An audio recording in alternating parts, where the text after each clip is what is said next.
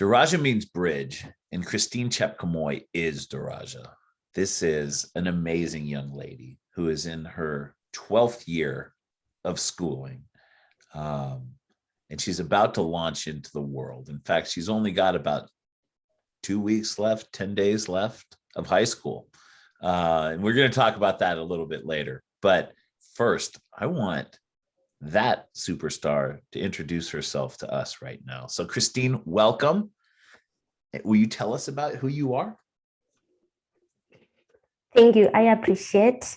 So my name is Chistine Chepkamoy. I'm a Form 4 student at Daraja Academy. I live with my mom and my siblings back at home. So from Nairobi to my home is 12 hours drive. And I can't really approximate the kilometers because I'm not really sure. But what I know is that you take 12 hours to travel. Wow. Yes. What county is it in? I live in West Pokot County. West Pokot. Yes, a Kapenguria town, but in a small village called Karas. Right. And I've been to Kapenguria. I've not been to your village, but just for you guys out there in the world, West Pokot is way up there by Uganda. It's pretty far out. You know, there's people living in very traditional ways, right? Still. So tell us about what is life in Pokot like? So personally, using my own experience, I would say life is not that easy, but you need to keep pushing. Because in life, if you sit, nothing is going to come unto you. You just have to push and to keep going, to look for that thing that you want in life so that you can be able to get it. So at home, we need to survive. As Kenyans, we need to survive. And what we really do to earn a living is mostly we go to looking for anything that we can do for someone so that he or she can pay us in return. So most of the time we go to shamba, that's our farm. Maybe someone has planted maize or beans and it needs to be weeded. So we'll go there and we weed, and in return we get paid so that we buy something at home to eat, and that's how we survive. So it's pretty day to day, right? Yeah. If you don't have something to do for that day, you might lack something to eat, but you keep surviving. Your attitude is amazing. You know, I don't think many Americans or people wherever they're listening to this podcast really know what it's like to go to bed hungry. And I mean really hungry, not because you skipped a meal, because there was nothing to eat. That people like you, Chistine, who don't lose faith, that keep persevering, that don't see themselves as a victim, amaze me. And it's why doing the hard work we do for Daraja is so easy to me. So I know culturally, Pokot can be a kind of tough place for a girl growing up. There's a lot more challenges that girls face than boys. Can you tell us about that? So Pokot, they like doing things traditionally, and most girls are really being married out in a very low age. You get a girl maybe 13 years or 14 years being married off because it's just a family thing. Father just feel like she's enough. She's grown enough to be married off. And the father does not consider that the girl needs really to be educated and to become a community change. But what they are up to is just to get wealth from those people coming to marry their girls. And it's kind of, girls are not, they did not have that right to fight for themselves because they are being seen as primitive in the society. So most of them at 13 years, you are being taken to be circumcised, and you know the dangers of circumcising a girl. You may lose so much blood, and that may result to death. So immediately when the girl is circumcised, there's a suitor. A person will just come, and even you don't know that your dowry has already been paid. You are just carried and you are being shown that this is going to be your home. And from now henceforth, you are not going anywhere to your family. So you've become my wife and there's no any other place for you. So you just need to stay there because there's no one to support you. So for a girl, it's so much challenge. Jeez. Yeah. So, and for those who are not familiar, a man would come and he would offer a dowry, correct? And the father would negotiate. And tell me, what is a common dowry? Tell us. What are dowries that men would pay to marry this 13, 14-year-old you're describing? So it really depends with the family of the girl. If the father decides, we pay dowry not in terms of money, but in terms of cattle. So it depends on the number of cattle that you'll bring to that home. If the father decides that you are going to bring 50 cattle for you to take my daughter, then that is it. The man is going to look for 50 cattle and maybe some sheep and goats, and you bring to that home so that you take the girl away. And that is a fairly, I mean, just the thought of the exchange of livestock for a girl breaks your heart, right? But excuse me, 50 cows is I've heard of dowries before during student selection where a girl we were interviewing, actually a girl who is at Daraja right now, the father had already agreed for 1 cow and 2 goats that she would be married. It was in a much drier place, so maybe that plays a role. But it breaks your heart because her future is going to change, right? And what's a difficult thing as an American coming to Kenya, right, is there are so many beautiful traditions amongst the Pokot, right, that I think the world needs to know about. But there are also some, Barack Obama said it well when he visited. He said, traditions are treasures, but some of them do need to change so that lives can be more equitable. And so it's not a chastisement on the tribal culture. It's just it's not fair. It's not fair to these girls. And you know what? If these guys only knew, girls' education changes everything. When you educate Chistine Chepkamoys, that place is going to be a different place in just a couple years. Yes. Because what she does is she educates her siblings, and then she also pumps money back into the area because she's working a better job. What is it that you want to do? What is it that drives you? So what I want to do when I finish my high school life, I want to pursue a course in medicine. I want to do nursing because throughout my high school life, I've been always desiring to be a nurse. And luckily enough, when I joined the Daraja, it gave me an opportunity to do a community service, which we usually do after every holiday. So I used to spend my time working at the hospital, and it's like I'm building my courage. I'm building the techniques in hospital, things that I need to learn. And I found it so awesome working in the hospital, and I just need to be there. I need to be there. That's your calling. I need to be there. Yes. Oh, so here we go. So now let's say that, you do go on to university, you become a nurse, right? And then you graduate. You are 21 years old, 22 years old, and you're working as a nurse.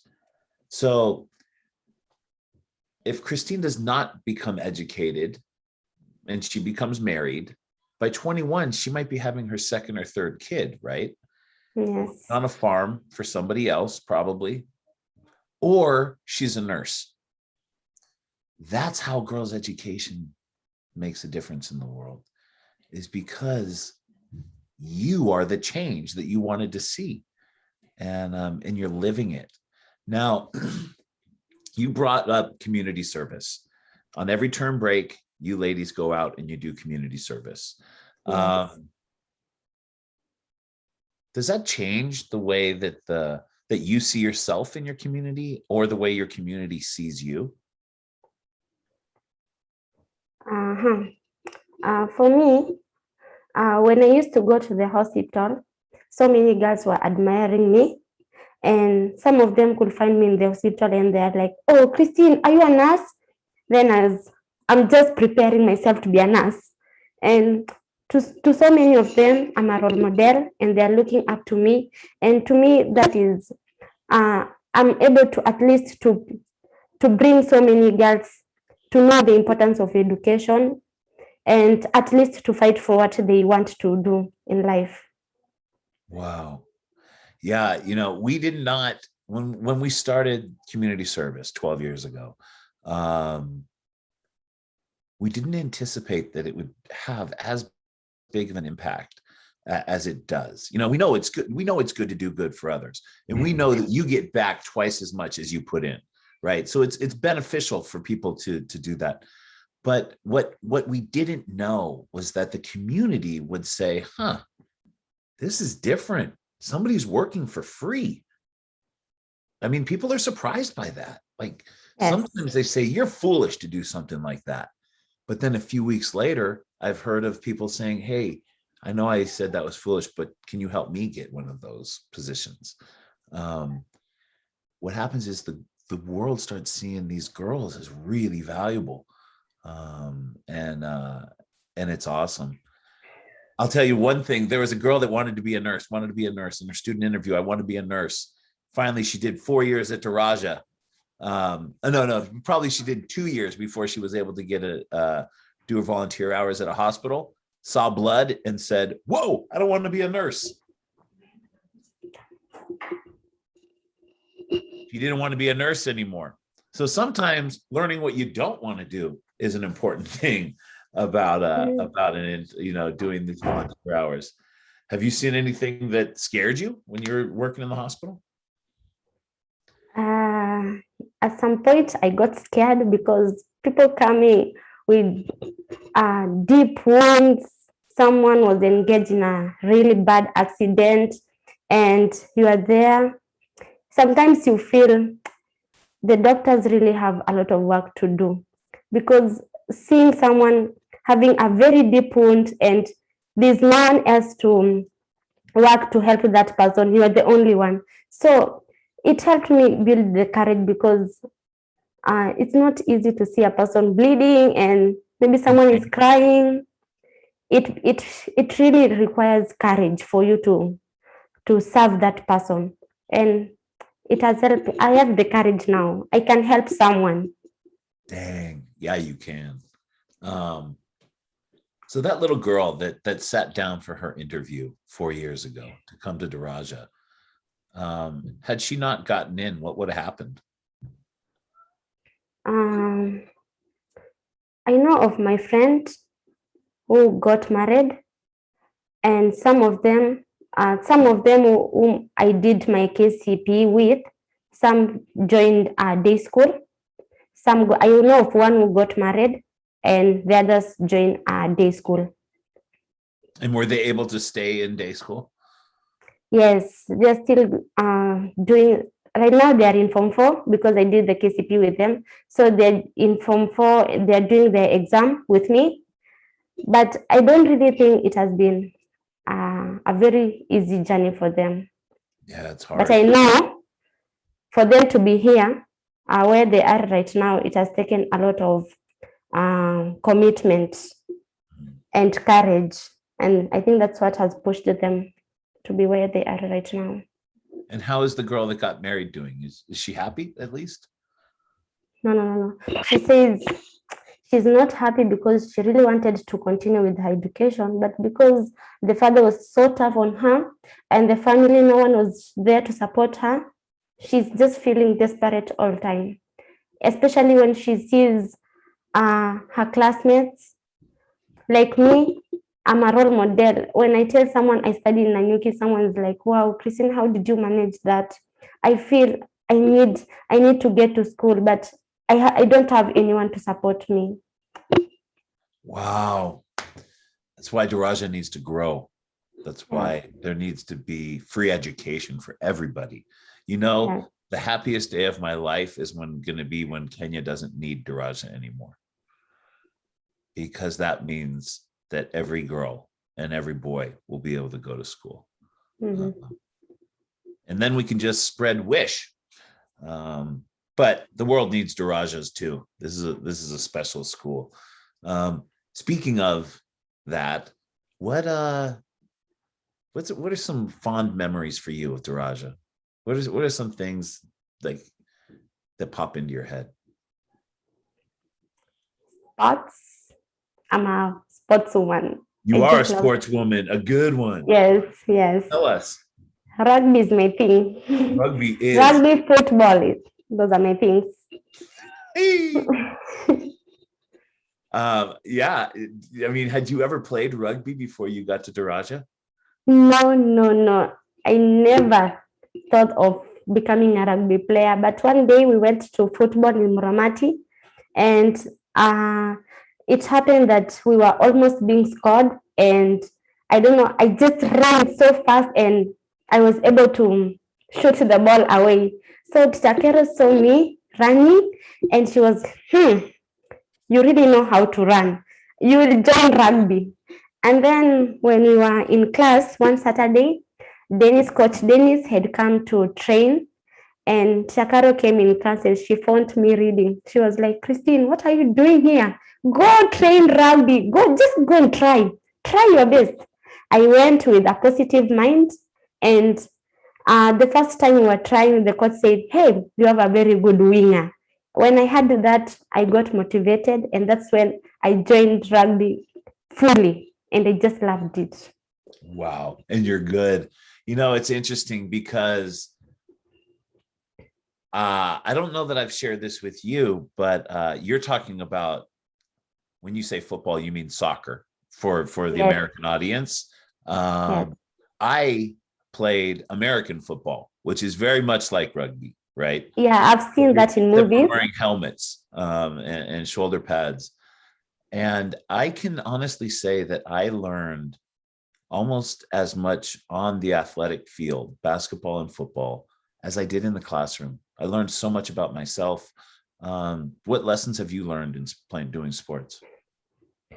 I've learned that I'm a very strong girl and I can do anything that I want to do. And I learned that I'm very talented, and sometimes it's good to just sit down and think, what do you possess? What is that unique thing about you? And I came to learn that I'm very talented, and I was sitting on my talent because I did not want to join rugby because there's this stereotype that when you join rugby, you get hurt so much. And so if I could join rugby with that mentality, I would not have recognized my talent. Mm-hmm. So in rugby, I've learned that I'm strong, both physically. So knowing that I'm strong physically, I was able to analyze my internal, like my emotional strength. And I said one day that if I'm strong enough physically, then I have to be strong enough emotionally. And I've been growing in that field. That's incredible. So as you know, I got an infection in my artificial knee, and I lost my leg a little over a year ago, right? That was difficult. It was painful. Physical therapy, learning how to use a prosthetic leg was very hard, and I failed at it at first, and it was frustrating because I had done the very difficult things on the football field, because I had learned how to be committed even when I'm tired and I'm hurting and I don't want to run anymore. But the human body can do a lot more than we know, but we don't really learn that if we don't push it. And I was able to do more. I was able to learn how to walk during a pandemic when physical therapies had shut down, right? I needed Yeah. someone to teach me how to do this, but it was shut down because of COVID-19. And so I just had to duct tape up like a mirror on my driveway so I could see how I was walking and if it wasn't working. And I had to teach myself how to walk. And then Race for Daraja began. And for those of you who don't know, the Race for Daraja is a way that the girls can help fundraise for themselves. And you can read all about it on our website. But basically, the girls run a 10K in May over in Kenya. And then people in the US sign up to run with one of those girls. So I would say, I'm Jason Doherty, and I'm going to do a 10K for Chistine Chepkamoi. She's running on the same day I'm running, or something like that. And then I tell my friends and they raise money for it. Well, Corona hit, right? The pandemic hit, and you girls didn't have any smartphones. We needed to raise money so that you could do distance learning. And it motivated me to get out there on my crutches and do 10K for the Race for Daraja because of you guys. So yeah, I think sports are incredible, and I just talked a lot, but I think you're incredible too. And we are running a fundraiser because Martha Ateno does not have a sponsor right now. And we are trying to see, if individuals out there that listen to this podcast, somebody out there wants to sign up to give $20 a month, these will build up so that Martha scholarship will be covered. Why would it be important for people to do that? Why is it important to support a girl like Martha or any Daraja girl? What are they going to get out of it? Supporting a girl. I believe when you educate one girl, you educate the whole world. Because if I'm educated, I'll be able to educate another girl, and that girl is able to educate another one. And as we continue to educate each other, the whole world become educated. And I cannot be able to educate another one if I'm not well educated. It only happens when I'm knowledgeable enough so that I'll be able to share my knowledge with another person.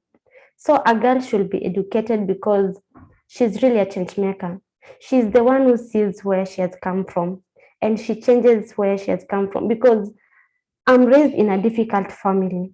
I will not love my children to undergo the same thing that I went through. I need to change this. And how will I change that if I don't get educated? I can only change that by getting educated. So I would love girls to be educated, because if you compare, I'm not saying boys are bad, but if you compare boys and girls really look back and see how her family is, how her community is, and start changing that before changing herself, or start building her home before building her own home.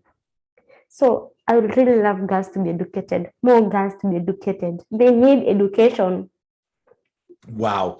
Well, you heard it straight from a person that knows, world. So down in our show notes, there's a link, and you can learn about Martha, and you can learn about how your life can change by helping her life change. And Chistine, you inspire me. Just all the work that it has taken to get Daraja off the ground is worth it because you're in school, and you are a change maker, and you're going to change the world. And Daraja means bridge, Chistine, and you are Daraja. I am Daraja. I am that bridge. You are the bridge, and you're going to build more bridges. Yes. So from the bottom of my heart, lots of love. I adore you. Good luck on your examinations that you're taking. And I will see you in June. Oh, I can't wait to see you. Oh, I've missed you. I can't wait. I will see you. And how is it going to be that we will not be able to hug at Daraja because of the pandemic? We'll have to do A Yeah. distant hug. We Okay. have to embrace that. I was talking to Lucy and she said, I can't wait to give you a hug. And I said, we can't hug because of the pandemic. And she said, Yeah. you know what? We'll soak in sanitizer for 2 weeks if we have to. I said, okay, it sounds worth it. I just love your hug. So, Yep. right, Yep. You guys are the best. I will see you in a few months. I'll see you too. Good night. Good night. Bye.